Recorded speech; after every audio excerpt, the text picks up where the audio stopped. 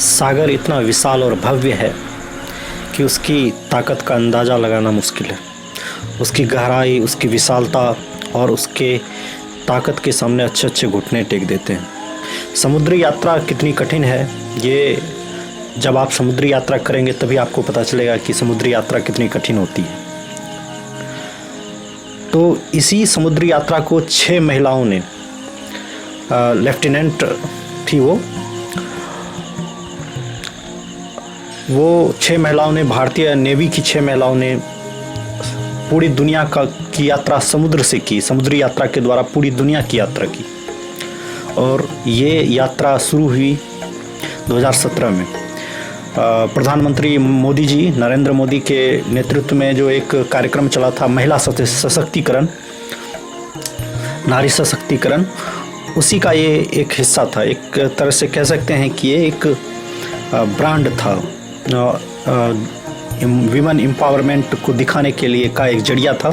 और उन्हीं के आह्वान पर भारतीय नेवी, इंडियन नेवी की जो मिलिट्री, इंडियन नेवी जो है उसकी महिला कमांडर, लेफ्टिनेंट कमांडर, 6 कमांडरों ने मिलकर पूरे विश्व की यात्रा की और वो समुद्री यात्रा की और जहाज से यात्रा की। तो ये जो अभियान था, उस जो जहाज का नाम था INS वी तरनी। INS वी तरनी पर वो चढ़कर उन्होंने सफ़र किया। गोवा से स्टार्ट किया उन्होंने अपना सफ़र, जो कि बहुत ही साहसिक सफ़र था। 254 दिन की उनकी यात्रा रही और लगभग 21,600 किलोमीटर तक उन्होंने अपना जो यात्रा तय किया। लगभग 21,600 किलोमीटर की यात्रा करते हुए उसने पूरी दुनिया का चक्कर लगाया समुद्र के द्वारा उन लोगों ने।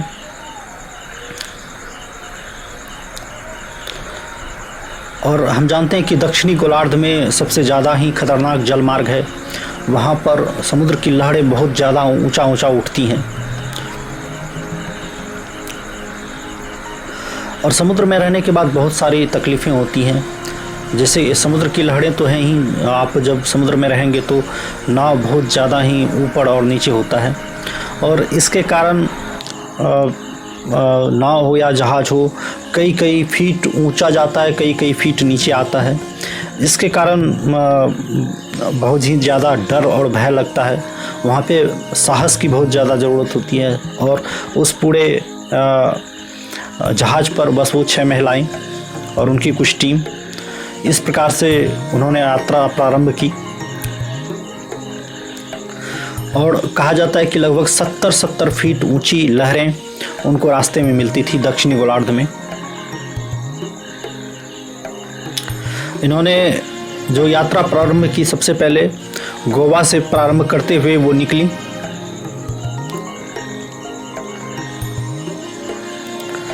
और उसमें से जो उस टीम में कौन कौन सी महिलाएं थीं उनका नाम ले लेते हैं। एक पहली थी वर्तिका जोशी, लीडर लेफ्टिनेंट कमांडर। वो जब यात्रा करके आई थी तो उन्होंने कहा था कि उन्होंने पूरे टीम का नेतृत्व किया था, कि उन्होंने कहा था कि सबसे जो उनके लिए बड़ी चुनौती थी कि टीम को एकजुट कर रखना हो और टीम मेंबर में लड़ाई ना हो, एक दूसरे के खिलाफ जो है कि साजिश हो ही जाता है, एक जगह रहने पे खटपट होती है। तो टीम लीडर का एक काम होता है कि टीम को एक जगह एकजुट रखें और खुश रखें, एक दूसरे से सहयोग की भावना से जोड़ के रखें। तो उन्होंने ऐसा ही किया। समुद्र की जो है कि अनिश्चित स्थिति और सीमित संसाधनों के साथ टीम की हौसला अफजाई करना उनका काम था।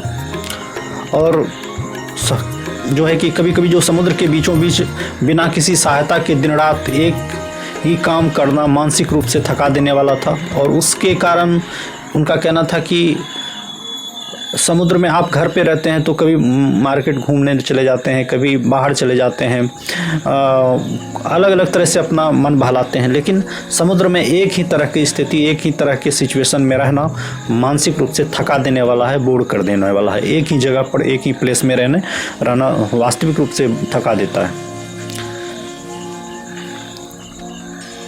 फिर उसके बाद था प्रतिभा जामवाल, ये भी लेफ्टिनेंट कमांडर थी। प्रतिभा जामवाल ने बताया था कि दक्षिणी सागर में लगभग 70 फीट ऊंची, दक्षिणी महासागर में 70 फीट ऊंची लहरें उठती थीं और उनको बहुत ज़्यादा चुनौतियों का सामना करना पड़ा। उनको डर था कि उन लहरों में कहीं नाव वो जहाज़ डूब न जाए, लेकिन हार नहीं माने, सब लोग लगे रहे और उन लहरों से भी बचकर निकले। फिर एक और महिला है पी स्वाति, ये भी लेफ्टिनेंट कमांडर हैं। पी स्वाति ने बताया कि सबसे बड़ी जो चुनौती समुद्र के में उनके समय में आई, उनको जो चुनौतीपूर्ण लगा वो था कि शारीरिक और मानसिक थकान से निपटना। वहाँ पर शारीरिक और मानसिक थकान बहुत ज़्यादा होती है। हवा की रफ्तार लगभग 100 किलोमीटर प्रति घंटा से ज़्यादा हवा की रफ्तार होती है और उस रफ्तार में वहाँ पर रहना और समायोजन करना बहुत ज़्यादा ही कठिन होता है और उन्होंने इसको भी झेला। फिर चौथी महिला हैं एस विजया देवी, लेफ्टिनेंट कमांडर, ये भी लेफ्टिनेंट कमांडर हैं। और एस विजया देवी के लिए सबसे कठिन और चुनौतीपूर्ण लंबी अवधि तक समुद्र में खुद को शारीरिक और मानसिक रूप से स्वस्थ बनाए रखना था।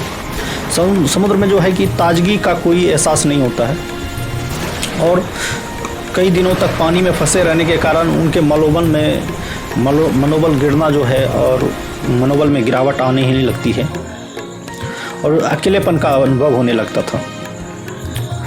फिर जो है पांचवी महिला है बी ऐश्वर्या, लेफ्टिनेंट। ये जो हैं बी ऐश्वर्या के लिए नेविगेशन सबसे बड़ी चुनौती थी। समुद्र के बीच जो है सही रास्ता ढूंढना और भी मुश्किल हो जाता था।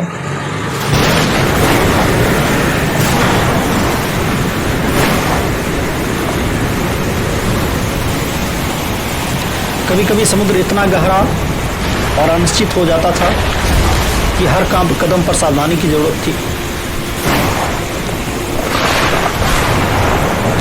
और छठी हैं पायल गुप्ता, लेफ्टिनेंट भी, ये भी लेफ्टिनेंट है।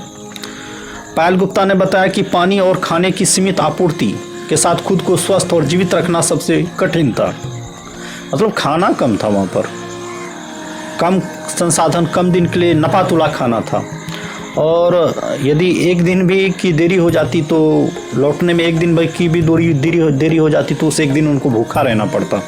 तो पूरा कैलकुलेट करके खाना ले जाया गया था और इस तरह से एक तरह से सब चीज़ की आदत पड़ी कि किस तरह से बचत किया जाए, इस तरह से विषम परिस्थिति में बचा कर रखा जाए, खाना को किस तरह से मैनेज किया जाए, ये सारी बातें थी।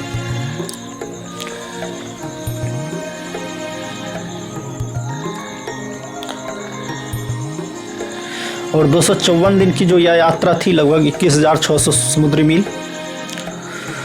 ये लोग खाली समय में जो है कि बोर जब होते थे तो शारीरिक फिटनेस बनाए रखने के लिए एक्सरसाइज करते थे, योग करते थे और एक दूसरे से बातचीत भी करते थे। कभी कभी पुस्तकें पढ़ लिया करते थे। लॉग बुक लिखना होता है वहाँ पे, कोई किसी भी जो जहाज़ में एक लॉग बुक होता है, पूरी दिनचर्या, दिन भर में क्या क्या घटना घटी, क्या क्या किए, उसको उसमें नोट करना होता था। उसमें भी उनका समय बीत जाता था। कोई भी जैसे दिनचर्या अपना लिखते हैं, विद्यार्थी कई दिनचर्या अपना लिखते हैं तो डायरी में लिखते हैं, उसी प्रकार से लॉग बुक होता है किसी भी जहाज़ में, तो उसमें उन्होंने अपने दिनचर्या को लिखा था। और फिर खास करके जब समय मिलता था, समय और मौसम की निगरानी भी करते थे कि कैसी हवा आ रही है, किस तरह से समुद्र का रास्ता कहीं भटक न जाए। फिर संगीत का भी आयोजन करते थे, कभी कभी बीच में नृत्य कर लिया करते थे वो उस जहाज़ पे, और जो है कि आत्मविश्लेषण और ध्यान करते थे।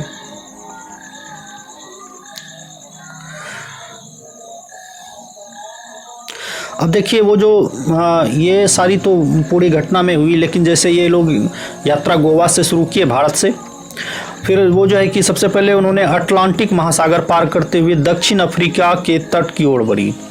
वो लोग जो है कि अटलांटिक महासागर पार करते हैं और दक्षिण अफ्रीका के तट की ओर बढ़ते हैं। यहाँ पे उन्हें केप टाउन का रास्ता लिया, जो एक प्रमुख बंदरगाह है। केप टाउन का उन्होंने रास्ता लिया। दक्षिणी महासागर, दक्षिण अफ्रीका के तट से निकलकर उन्होंने दक्षिणी महासागर में प्रवेश किया। यह महासागर काफ़ी चुनौतीपूर्ण था यहाँ उन्होंने भयंकर लहरों का सामना किया। फिर वहाँ से वो केप हॉर्न चिली चली गई। इसके बाद उन्होंने केप हॉर्न की ओर बढ़ते हुए पनामा नहर की दिशा में यात्रा की। पश्चिमी तट चिली और पेरू। केप हॉर्न पार करने के बाद उन्होंने चिली और पेरू के पश्चिमी तट पर रुककर वहाँ के समुद्री बंदरगाहों का दौरा किया। महासागरीय तट, मध्य और दक्षिण अमेरिका। फिर उन्होंने मध्य अमेरिका के कुछ प्रमुख बंदरगाहों का दौरा किया, जैसे कि पनामा। फिर उन्होंने मध्य अमेरिका के कुछ देखिए, फिर से जो है कि अटलांटिक महासागर में वो प्रवेश करते हैं। उसके बाद वे अटलांटिक महासागर की लौटते हुए फिर पूर्वी दिशा में बढ़ जाते हैं। इंडियन ओशियन में प्रवेश करते हैं। फिर से वे महासागर जो हैं कि महासागर में दाखिल हुए, अटलांटिक महासागर, और फिर वहाँ से होते हुए भारत की दिशा में आगे बढ़ गए। फिर भारत से वहाँ से लौटकर गोवा आ गए और 254 दिन की यात्रा उन्होंने पूरी की।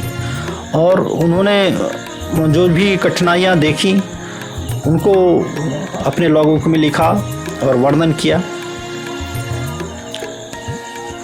और जब वो लोग प्रमुख बंदरगाह पर जा रहे थे तो उन्हें कई चीज़ें मिली, जैसे केप टाउन, दक्षिण अफ्रीका गए तो वहाँ पे उन्होंने कुछ जब वे लोग बंदरगाह पे वो रुकते थे तो वहाँ के बंदरगाह के मार्केट को देखते थे, घूमते थे और कुछ ना कुछ खरीद लिया करते थे।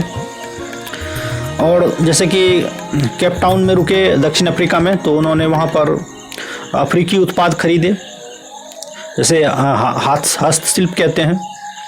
वहाँ के बाज़ार में घूमते हुए वहाँ की सांस्कृतिक विशेषताओं को देखे कि लोग कैसे रहते हैं, क्या पहनते हैं। फिर जो है कि पेरू में रुकने के दौरान बंदरगाह पे रुके तो वहाँ पे मिट्टी के बर्तन, वस्त्र और आभूषण खरीदे। पेरू के कला की विशेषता को जाना, वहाँ के लोगों से बात किया। फिर पनामा में रुके तो पनामा में भी वहाँ से कुछ वहाँ के जो ताज़े फल थे वो खरीदे